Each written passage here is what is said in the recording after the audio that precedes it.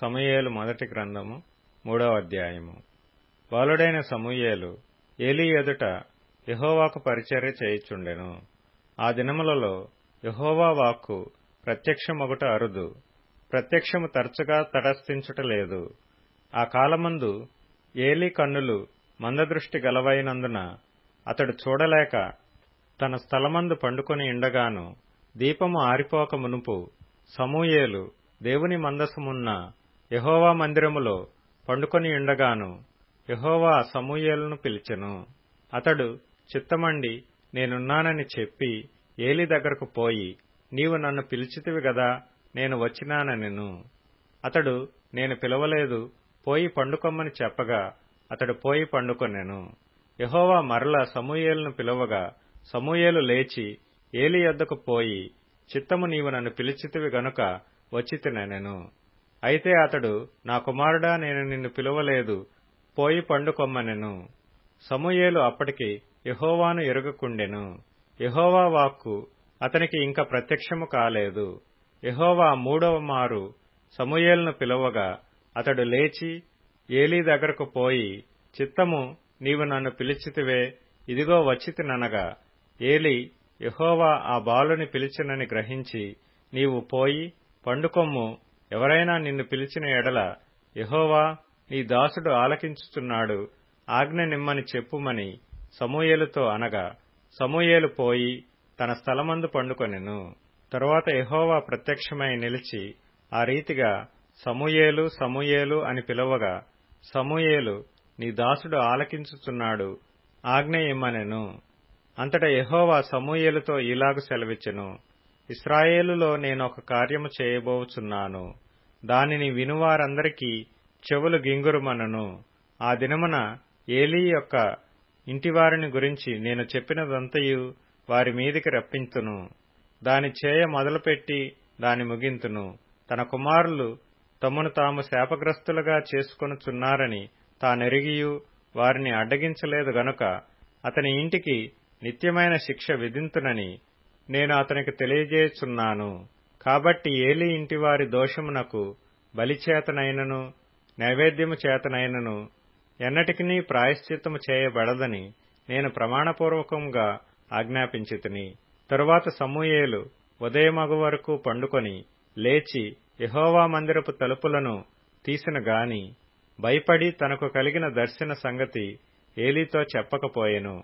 అయితే ఏలీ, సమూయేలు, నా కుమారుడా అని సమూయేలును పిలవగా అతడు, చిత్తము నేనిక్కడ ఉన్నానెను. ఏలీ, నీతో యెహోవా ఏమి సెలవిచ్చినో మరుగుచేయక దయచేసి నాతో చెప్పుము.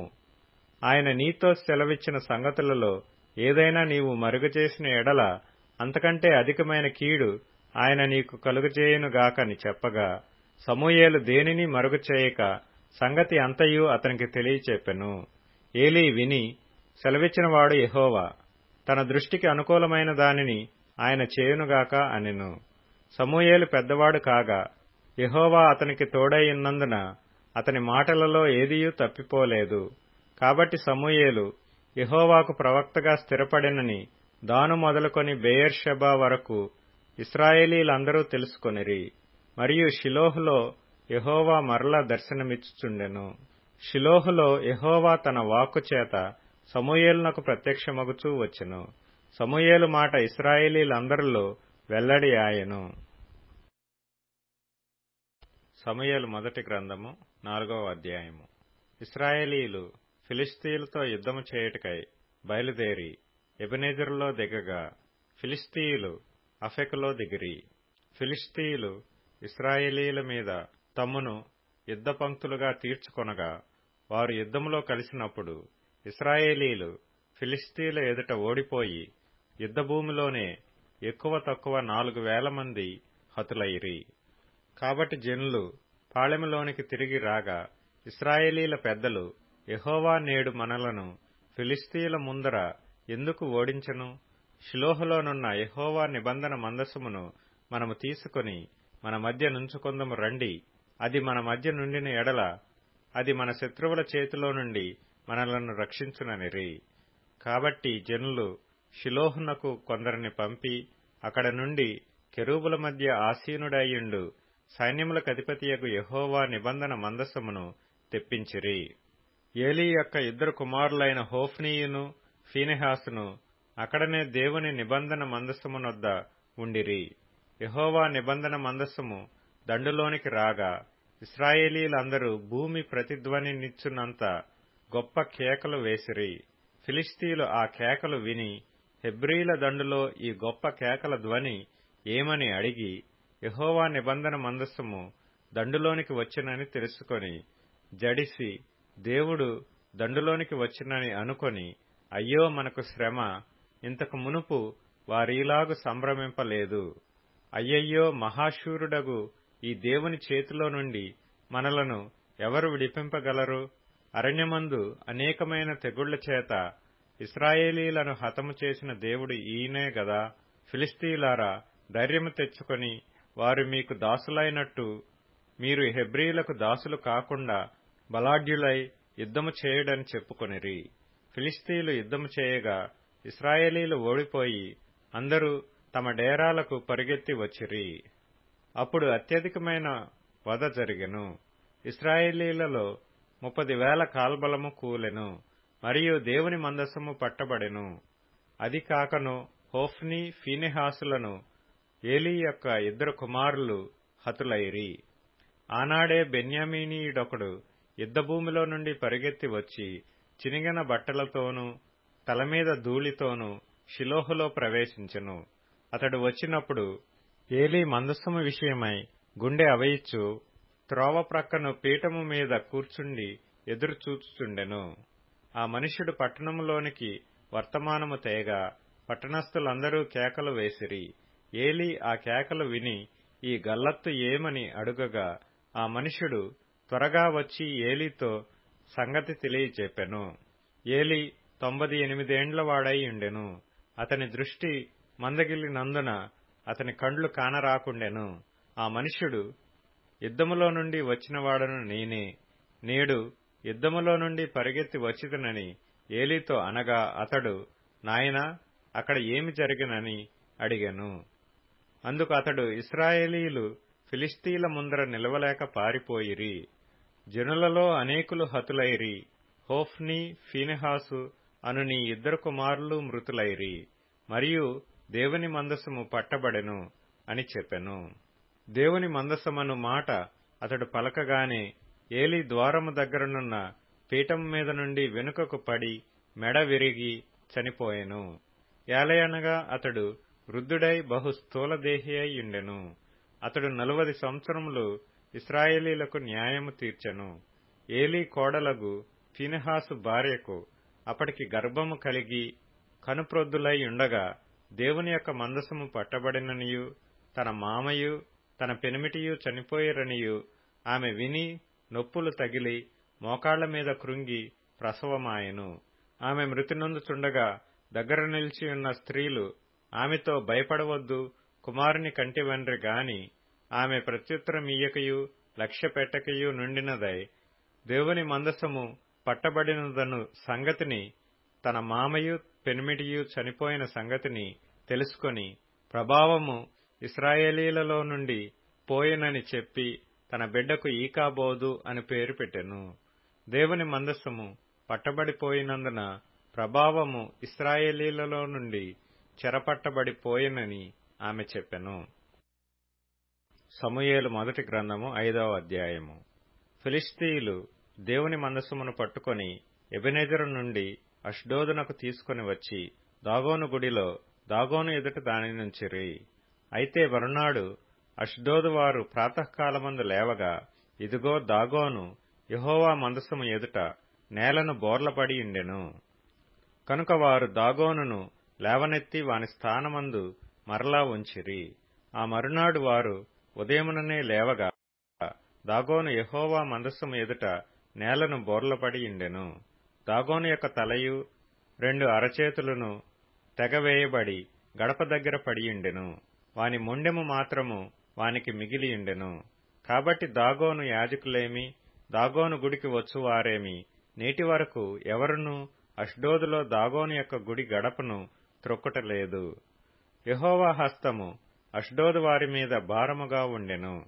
అష్డోదు వారిని, దాని సరిహద్దులలోనున్న వారిని ఆయన గడ్డల రోగముతో మొత్తి వారిని హతము చేయగా, అష్డోదు వారు సంభవించిన దాని చూచి, ఇశ్రాయేలీల దేవుని హస్తము మన మీదను మన దేవతయగు దాగోను మీదను బహుభారముగానున్నదే, ఆయన మందసము మన మధ్య నుండుటయే దీనికి కారణము గదా, అది ఇక మన మధ్య నుండకూడదని చెప్పుకొని ఫిలిష్తీల సర్దారులందరినీ పిలువనంపించి, ఇశ్రాయేలీల దేవుని మందసమును మనము ఏమి చేయుదమని అడిగిరి.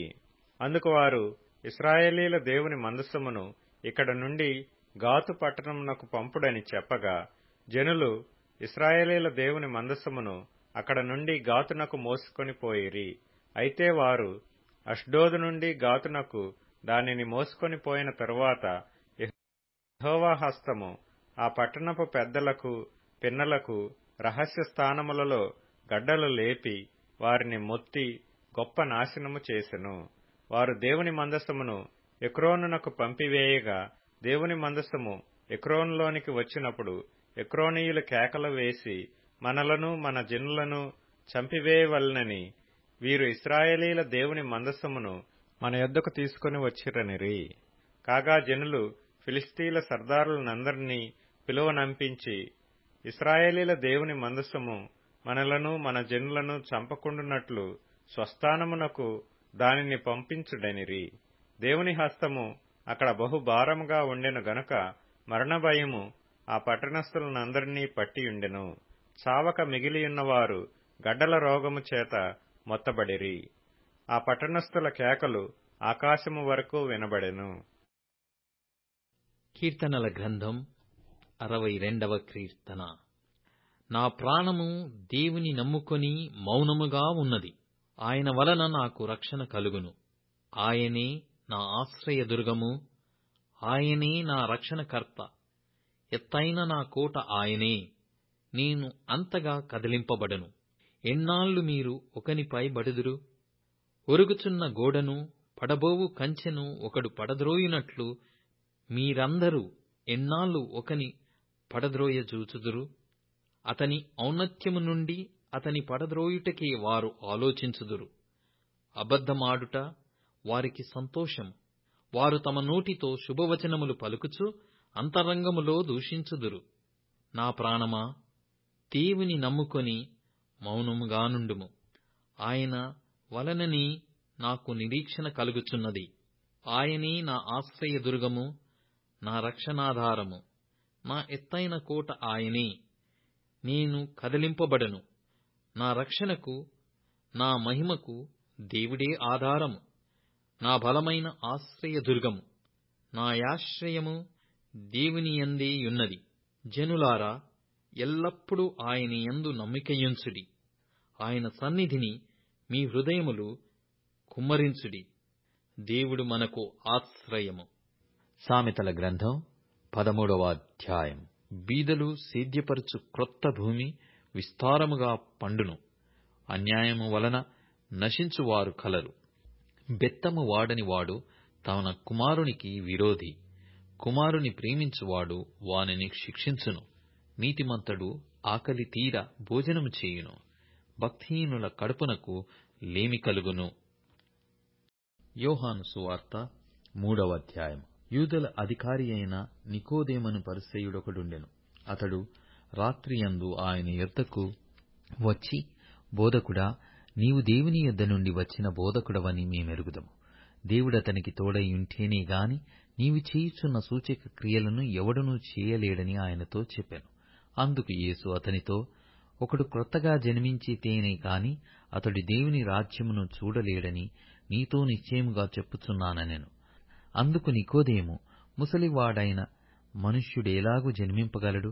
రెండవ మారు తల్లి గర్భమందు ప్రవేశించి జన్మింపగలడా అని ఆయనను అడగగా, యేసు ఇట్లనెను, ఒకడు నీటి మూలముగాను ఆత్మమూలముగాను జన్మించితేనే గాని దేవుని రాజ్యములో ప్రవేశింపలేడని నీతో నిశ్చయముగా చెప్పుచున్నాను. శరీరమూలముగా జన్మించినది శరీరమును, ఆత్మమూలముగా జన్మించినది ఆత్మయునైయున్నది. మీరు క్రొత్తగా జన్మింపవలెనని నేను నీతో చెప్పినందుకు ఆశ్చర్యపడవద్దు. గాలి తనకిష్టమైన చోటును విసురును. నీవు దాని శబ్దము విందువేగాని అది ఎక్కడి నుండి వచ్చునో ఎక్కడికి పోవునో నీకు తెలియదు. ఆత్మమూలముగా జన్మించిన ప్రతివాడును అలాగేయున్నాడనెను. అందుకు నికోదేము, ఈ సంగతులేలాగ సాధ్యములని ఆయనను అడుగగా, యేసు ఇట్లనెను, నీవు ఇశ్రాయేలులకు బోధకుడవైయుండి వీటిని ఎరుగవా? మేము ఎరిగిన సంగతియే చెప్పుచున్నాము, చూచిన దానికే సాక్ష్యమిచ్చుచున్నాము. మా సాక్ష్యము అంగీకరింపరని నీతో నిశ్చయముగా చెప్పుచున్నాను. భూసంబంధమైన సంగతులు నేను మీతో చెప్పితే మీరు నమ్మకున్నప్పుడు పరలోక సంబంధమైనవి మీతో చెప్పిన ఎడల ఎలాగూ నమ్ముదురు? మరియు పరలోకము నుండి దిగివచ్చిన వాడే, అనగా పరలోకములో ఉండు మనుష్య కుమారుడే తప్ప పరలోకమునకు ఎక్కిపోయిన వాడెవడునూ లేడు. అరణ్యములో మోషే సర్పమును ఎలాగూ ఎత్తెనో అలాగే విశ్వసించు ప్రతివాడును నశింపక ఆయన ద్వారా నిత్యజీవము పొందునట్లు మనుష్య కుమారుడు ఎత్తబడవలెను. దేవుడు లోకమును ఎంతో ప్రేమించెను, కాగా ఆయన తన అద్వితీయ కుమారునిగా పుట్టిన వాని యందు విశ్వాసముంచు ప్రతి వాడును నశింపక నిత్యజీవము పొందునట్లు ఆయనను అనుగ్రహించెను. లోకము తన కుమారుని ద్వారా రక్షణ పొందుటకే గాని లోకమునకు తీర్పు తీర్చుటకు దేవుడు ఆయనను లోకములోనికి పంపలేదు. ఆయన యందు విశ్వాసముంచు వారికిని తీర్పు తీర్చబడదు. విశ్వసింపని వాడు దేవుని అద్వితీయ కుమారుని నామమందు విశ్వసించలేదు గనుక వానికి ఇంతకు మునిపే తీర్పు తీర్చబడెను. ఆ తీర్పు ఇదే: వెలుగు లోకములోనికి వచ్చెను గాని తమ క్రియలు చెడ్డవైనందున మనుష్యులు వెలుగును ప్రేమింపక చీకటిని ప్రేమించిరి. దుష్కార్యము చేయు ప్రతివాడు వెలుగును ద్వేషించును, తన క్రియలు దుష్క్రియలుగా కనబడకుండునట్లు వెలుగునొద్దకు రాడు. సత్యవర్తనుడైతే తన క్రియలు దేవుని మూలముగా చేయబడి ఉన్నవని ప్రత్యక్షపరచబడినట్లు వెలుగునొద్దకు వచ్చును.